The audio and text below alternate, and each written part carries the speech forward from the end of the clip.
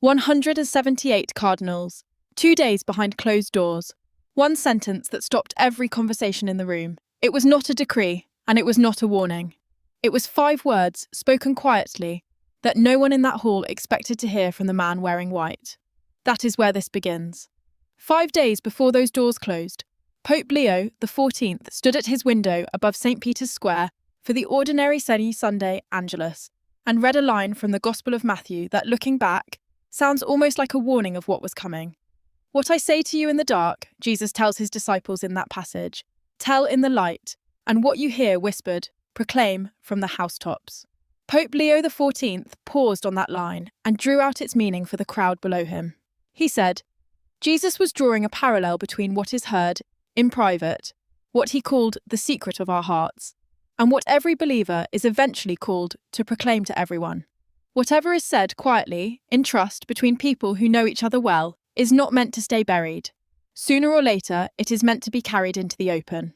No one in the square that Sunday could have known how precisely that idea would describe the Pope's own words 5 days later, spoken to a room with no cameras and no microphones for the public, and then carried out anyway, into the light, by the very men who had been sitting in it.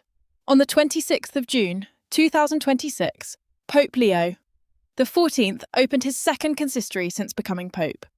Cardinals had travelled from every continent, from cathedrals in cities still rebuilding after conflict, from dioceses so remote that the nearest airport was a full day's drive away. They filled the Vatican Basilica for a mass at the tomb of St. Peter, and then they moved into the working sessions that followed, the part of a consistory the public rarely hears about in any detail. 2 days of debate, testimony, and private counsel, closed to cameras, closed to the press, open only to the men entrusted with the governance of the Church. It was in that closed room that Pope Leo XIV said something that would later be reported by outlets covering the Vatican, something far more personal than the language popes usually use with their cardinals. He did not begin with instruction, he began with a request. He told them plainly that the papacy cannot be lived in isolation. He said he needed their experience, their pastoral wisdom, their knowledge of the churches and the peoples entrusted to their care. And then he said the line that made the room go still. I need your support, strong, explicit, and public. A pope admitting in front of 178 of the most powerful churchmen in the world that he could not do this alone. To understand why that moment mattered, it helps to understand what a consistory actually is. It is not a ceremony for outsiders to admire from a distance. It is closer to a family meeting, except the family spans the entire globe, and the stakes are measured not in years, but in centuries. Cardinals arrive carrying the weight of their own churches. The parish in a war zone, the diocese losing priests to old age, the community torn by disagreement over how fast or how slow the church should change. They bring all of that into one room, and the Pope is supposed to listen to all of it at once. It is, in a very real sense, one man trying to hold the full weight of a global institution in 2 hands, while the 2 hands belong to 178 other men who do not always agree with each other or with him. Pope Leo XIV has been described since his election as a listener before he is a speaker, a style people who worked with him before he became Pope have pointed to again and again. He carried that same posture into this consistory. Rather than opening with directives, he opened by asking for something back. I need your freedom, your candor, and your loyalty, he told them. 3 words that do not usually appear together in a sentence about hierarchy. Freedom implies disagreement is allowed. Candor implies honesty is expected, even when it is uncomfortable. Loyalty implies that after the disagreement and the honesty, the room still holds together. He was not asking for obedience. He was asking for something harder, a kind of trust that has to be earned in both directions. And then he said the part that reporters in the room would later single out as the sentence that defined the whole gathering. Sincere counsel is always an act of communion, not a formality, not a courtesy extended downward from a throne. An act of communion, meaning that when a cardinal stands up in that closed room and tells the Pope something he does not want to hear, that disagreement is not a betrayal of unity. It is unity, working the way it is supposed to work. It is worth slowing down here, because this is not how power usually behaves. Most institutions, when they gather their most senior leadership behind closed doors, spend the time managing consensus, smoothing disagreement into something presentable before it ever reaches the public. Pope Leo XIV did something close to the opposite. He told the cardinals in that room that he welcomed honest disagreement offered in a spirit of communion. He was, in effect, giving 178 men permission to push back on him, inside the one room in the world where such pushback actually reaches the person with the authority to act on it. That is the small, human centre of this story. Not a grand declaration to the world, but a quiet admission in a closed room that leadership without honest friction is not leadership at all. It is performance. The consistory did not stay in the register of internal church governance for long. On the same day, in his opening address, Pope Leo XIV turned outward, toward the state of the world the Cardinals had each just travelled in from. And this is where the second, sharper line landed. Standing before the assembled Cardinals, he said that war is never blessed by God. 4 words, unadorned, carrying the full weight of a man who had just spent the previous month speaking by phone with leaders on opposite sides of active conflicts, urging them toward peace on days as significant as Good Friday itself. He did not stop there. He told the Cardinals that none of us is untouched by the many forms of conflict, domination and division that run through our societies today. Not a statement about far-off wars alone. A statement about the fractures inside families, inside parishes, inside nations that are not technically at war but are still tearing at themselves from within. He was widening the frame, asking the Cardinals to see conflict not as something that happens elsewhere, to other people, but as something running underneath everything, everywhere, including inside the Church itself. And then he offered them the alternative he has returned to again and again since his election. A phrase drawn from his own first encyclical, Magnificat Humanitas. He called on the Church to keep working toward what he named a civilization of love. Not a civilization of victory, not a civilization of correctness, but of love. Offered, in his words, as an answer to ideological division, violence and instability, because, as he told them, the Church is never partial, since she is for everyone. It is a striking thing to say to a room full of cardinals who disagree with each other on real and significant questions, that the institution they serve is not permitted to take sides in the ordinary sense, because it belongs, in full, to everyone at once. Not a message of neutrality out of caution. A message of belonging out of conviction. By the second day, the sessions turned to the practical work the consistory had been convened to do, the implementation of the Synod on Synodality, the reception of Magnificat Humanitas in local churches scattered across radically different cultures and circumstances, and the shape of the Church's mission going forward. Pope Leo XIV asked the Cardinals directly to help him understand how his own teaching was actually landing, not in Rome, but in the parishes, dioceses, and communities each of them had come from.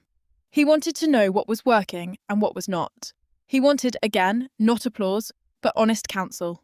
There is something worth sitting with in that request. A pope, 2 months after issuing his first encyclical, gathering the men who lead the Church across every continent, and asking them, in essence, tell me the truth about whether this is reaching people, not whether it sounds good in Rome, whether it is working in the places you actually serve. The Mass that opened the consistory carried its own quiet imagery, the kind that rarely makes headlines but says as much as any speech. Celebrating at the tomb of St. Peter, Pope Leo XIV described the gathering of cardinals from every corner of the world as bringing their joys and sorrows, their pastoral projects and their disappointments, and finding all of it drawn together into what he called a single luminous centre in Christ. He used an image from the Gospel of John, Christ describing himself as the true vine, and applied it to the room itself. 178 different branches, 178 different histories and wounds and hopes, all of it, he said, flowing from one root. He returned near the close of the homily to a theme that has followed him since his earliest days as Pope, the importance of listening, not listening as a passive courtesy, but listening as an act of obedience to something larger than any one man's judgment. He spoke of a harmony reached through listening, one that lets what he called the Holy Spirit correct the Church whenever it strays from its shared path. He reminded the cardinals that the truths at the centre of the faith are unchanging, but that every generation must find new language to let those truths speak freshly to the people in front of them. A task he described as belonging not to Rome alone, but to every culture the Church has ever taken root in.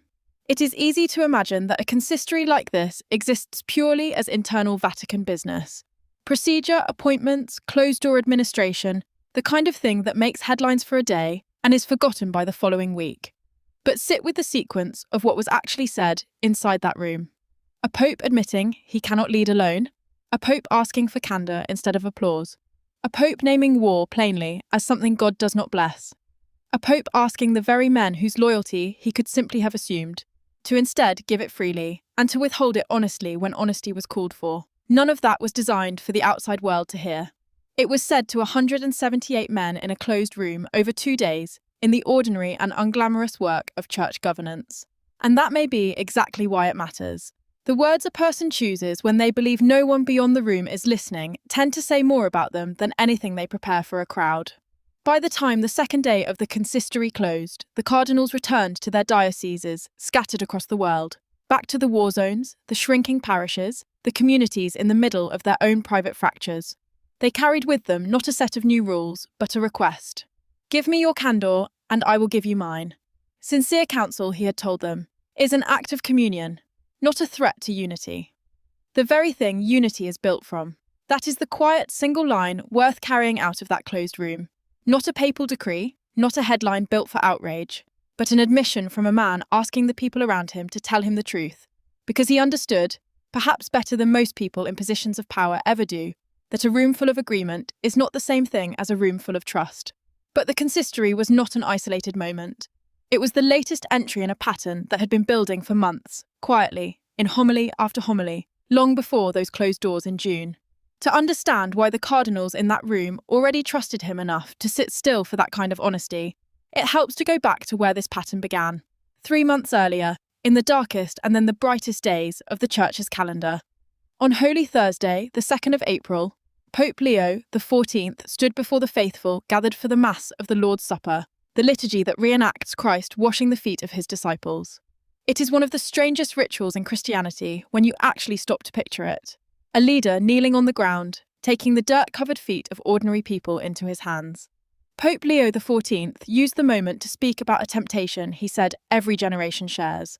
The desire for what he called a God of success and not of the passion. People want a God who wins, he suggested, a God who serves them, who proves useful the way wealth or power is useful. And yet, he said, we fail to perceive that God does indeed serve us through the gratuitous and humble gesture of washing feet. This is the true omnipotence of God. Sit with that phrase for a moment. Omnipotence, the word theologians use for total power, redefined, in his mouth, not as the ability to command, but as the willingness to kneel. He told the congregation that Christ does not ask to be repaid for that gesture. He asks only that it be passed forward. You also ought to wash one another's feet. Not an abstract command, Pope Leo XIV said, but something that has to come from the heart, or it means nothing at all. 2 days later, on the 4th of April, at the Easter Vigil, the oldest liturgy in the Christian tradition, sometimes called the mother of all vigils, he described the night as one in which the sanctifying power of this night dispels wickedness, washes faults away, restores innocence to the fallen. A single night, in his telling, powerful enough to drive out hatred and bring down the mighty. And the next morning, Easter Sunday itself, he stood before the crowds filling the square and told them that the resurrection was not a historical footnote, not something locked in the past. He said that in the risen Christ, a new creation is possible every day.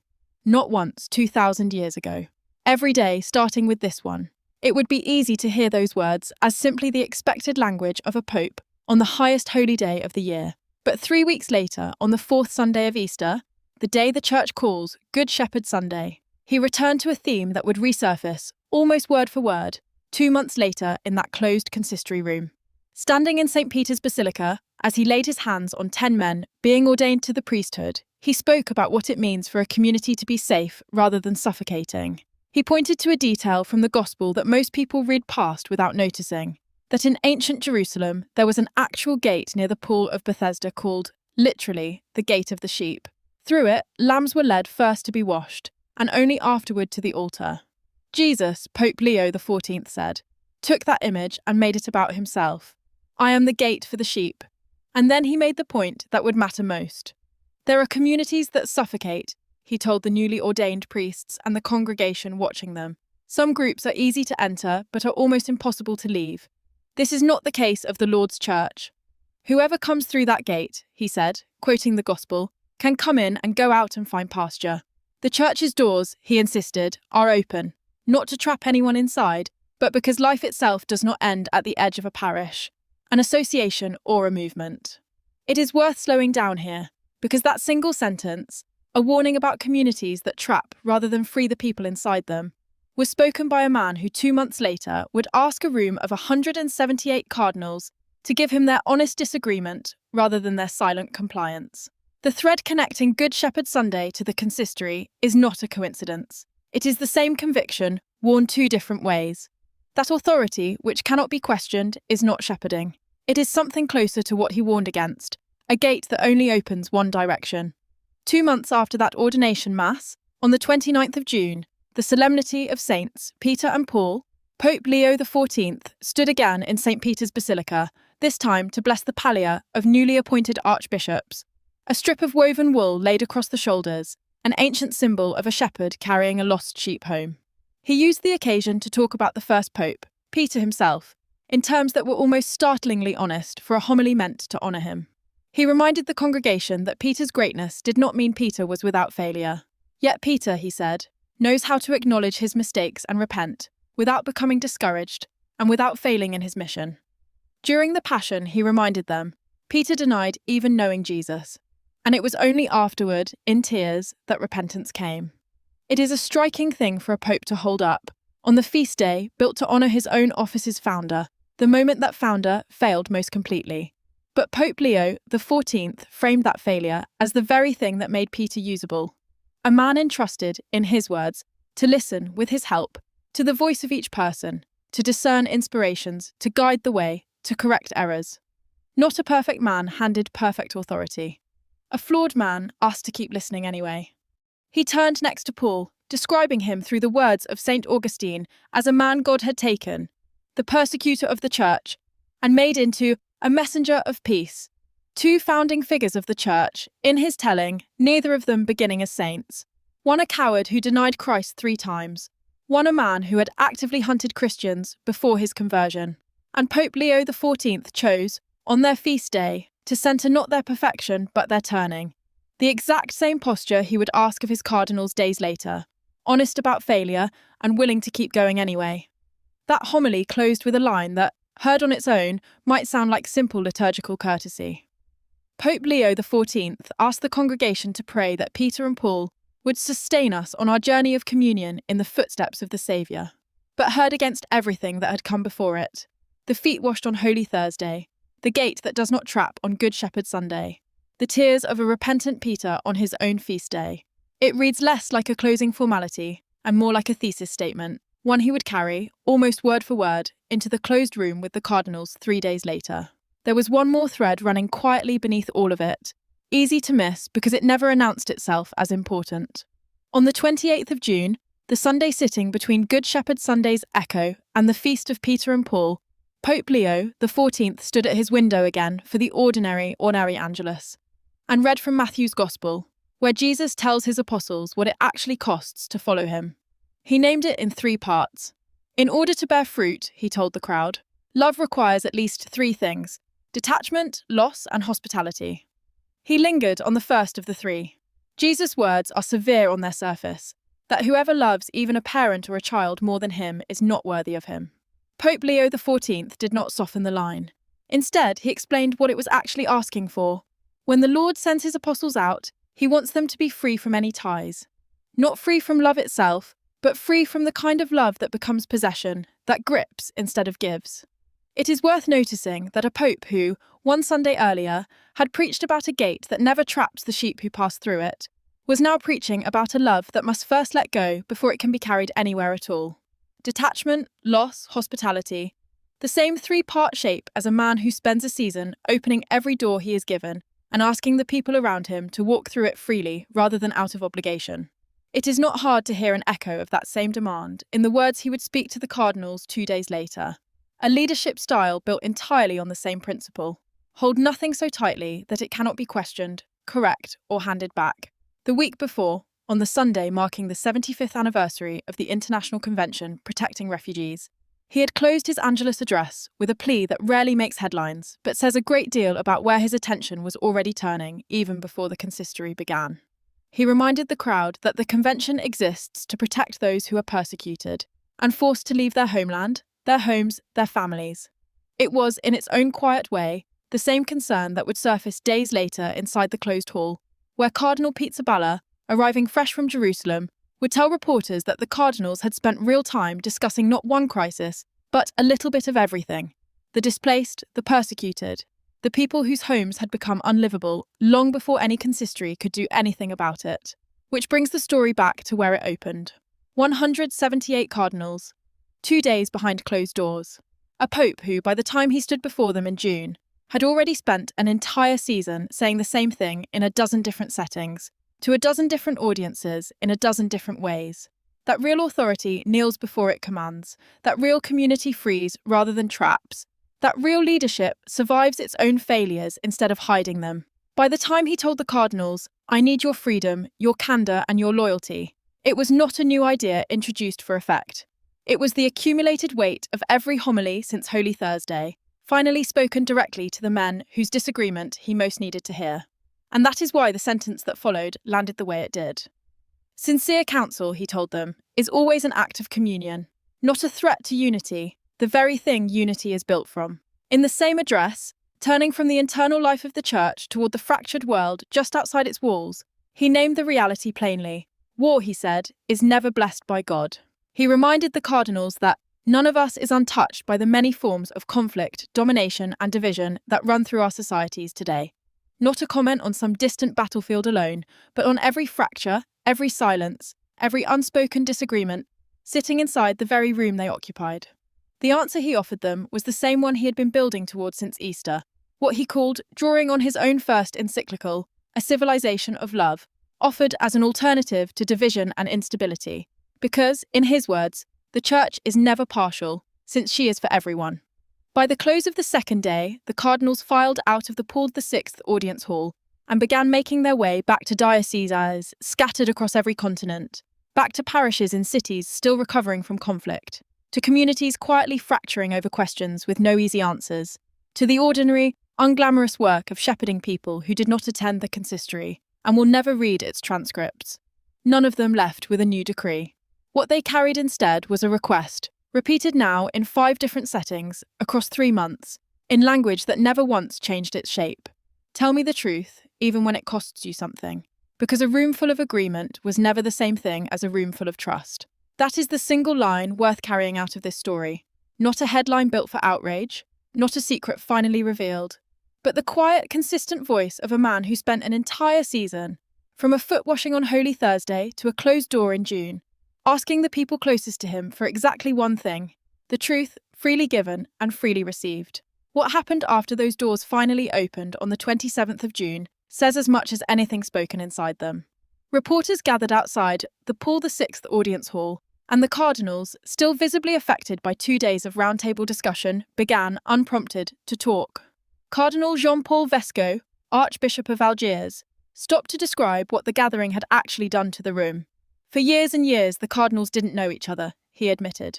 It is an extraordinary thing to hear from a man holding one of the highest offices in the Catholic Church that the people meant to govern it together, across continents and cultures, had for years remained strangers to one another.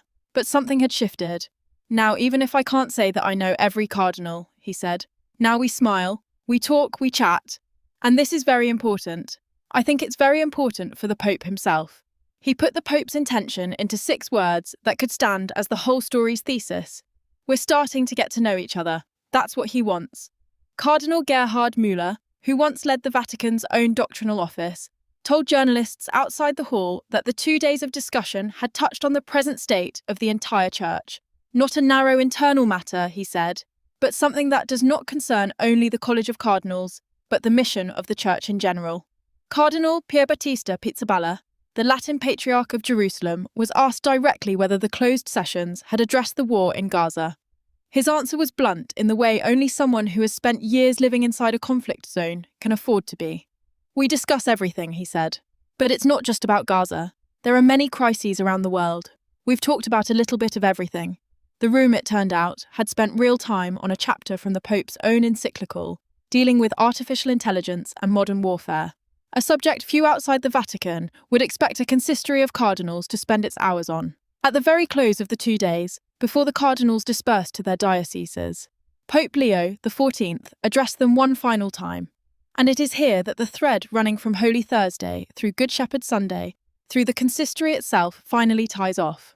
Seeing cardinals from such diverse churches, cultures, and situations listening to one another and seeking together what best serves the gospel, he told them, has been a source of consolation and hope for me. Not authority exercised, consolation received. A pope telling the most senior leadership of his church that watching them simply listen to one another had comforted him. And then he gave them the sentence that, more than any other from those 2 days, deserves to be remembered as the point of the entire gathering. Synodality, he said, is not a series of meetings, nor is it a working method. It is a spiritual style. It arises from encounter, grows through listening, and matures through discernment. He closed with a question aimed less at procedure than at the heart. The real question is not how many conversations we will be able to organise, but what evangelical quality our encounters will have. That night, the cardinals did not simply file out to waiting cars. Pope Leo XIV joined them for dinner in the Paul VI Hall, 178 men who, 3 years earlier, would have passed each other in Roman corridors as near strangers, now sharing a meal with the man who had spent 2 days asking them, in a dozen different phrasings, to trust him enough to disagree with him. 2 days later, many of the same cardinals stood again in St. Peter's Basilica for the feast of Saints Peter and Paul, watching 4 American archbishops, among others, receive the pallium, the woven wool that marks a shepherd carrying a lost sheep home.